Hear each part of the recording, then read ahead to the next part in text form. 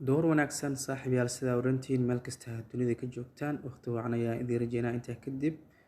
intaan shaxdan aan guda galin shaxdii shalay ee sagaalka kooxood head odiskeedan waa $12 ku dhawaad sidaa ka warqabtaan waxaa ku jirtay Tottenham oo double chance saaran iyo sidoo kale Lyon oo sidoo kale idana la zeed bish dheeleyso oo ku soo qalday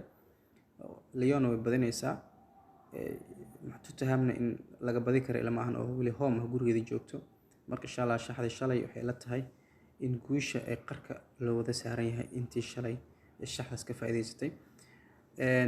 intaan shaxdan kale aanan guda galna fadlan shaxda markay ku soo gaarto daawo inaad daawato markasta waxaan ku dhahay wax ka saacideysaa inaad application one speed good ahaanbo wax ka fahamto sidoo kalena aad noqoto qof saadaaliye ah meelaha qaar uu isleeyahay maadaama ciyaar aad wada daawataan meelaha qaar as leedahay ama wax laga bedel ku fiican tahay inaad ka bedesho intaasna waa iga talo intaa kadib waxaan rabaa inaan shaxda guda galo shaxda waxaa ugu horeeya Tottenham Hotspur iyo Chelsea oo 10 saac iyo bar galabtooda ciyaar haddii la yiraahdo Tottenham maadaama kulankii shalay aan ku soo daray macnaha aan ku dhahay barrage ambadis haddan waxaan ku leeyahay handicap aan isticmaalay handicapkaas oo ah in Tottenham aan looga badi karin 2 gool oo dhameystiran minus 2 gool oo dhameystiran waxa hal gool hadii laga dhaliyo refon ayaa helaysaa oo hal eber ku dhamaato laakiin 2 oo toos hadii looga badiyo loo sameyn karto laakiin Tottenham iyo muuqato in 2 gool oo toos looga badi karo Freiburg iyo Bayer Leverkusen oo ciyaaraha maanta la ciyaarayana qaybka kulamada waa German Bundesliga kaga soo xulay Bayer Leverkusen naftirkeeda waa Qatar waana away idan sidoo kale handicap isticmaalay handicapkaas waa in 2 gool oo toos ah Bayer Leverkusen aan looga badi karin kulanka saddexaad waa Spanish Liga Atletico Bilbao iyo Girona Atletico Bilbao inkastoo kulankan la saadaalinayo in Atletico Bilbao ay badi doonto balse double chance ku saaray barrage ambadis in halkaas ay ka soo baxdo UD Almeria iyo Barcelona inkastoo boqolkiiba ka awood badan tahay Barcelona waxaan ku saaray inay badinayso kooxdan Almeria inkastoo kooxdan ay ka carareyso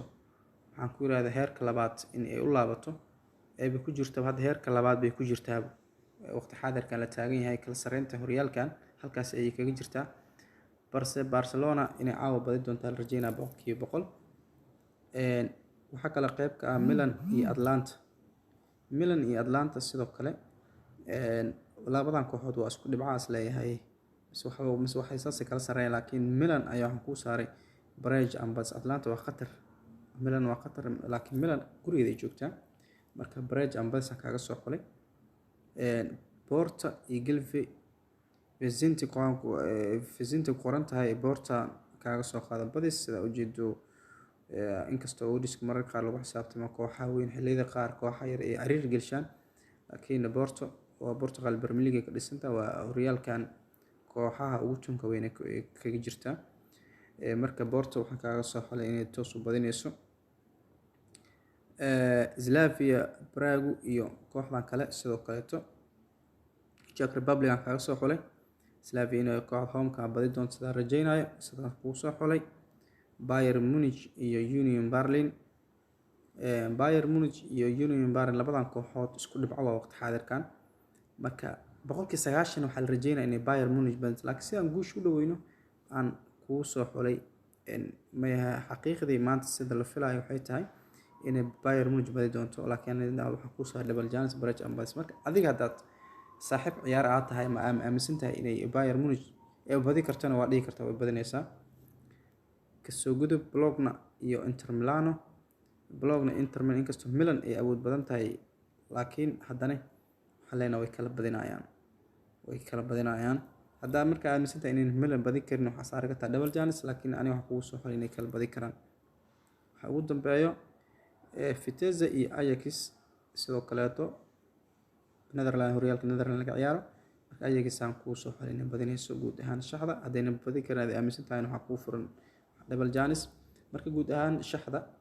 halkaas ayaan kusoo afmeeraynaa. koodkana waa kaa, fadlan koodkana waa x5AK4. marka fadlan markay kusoo gaarto shaxda waxaa iga tala ah inaad daawato, aad fahamto. markaad fahamto wax badan ka faa'iidi doontaa. beri inaad shaxda marka lasoo dhigo aad wax ka bedel ku sameyso, waxaana arkaysid cid la dhalatay ma jirto, cilmi qeyb qof sheegi karta ma jirto. laakiin qof walbaba intuu ciyaar fiirso, intuu kaaga fiican yahay uu ka hadlaa. kan lacagta ku qaato iyo adiga isku mid aad tihiin, kaliya bes inaad fiirsato, aad daawato kooxahaas ay u kala awood badan yihiin, kala barta muhiimadda intaas waa mahadsantihiin saaxiibayaal.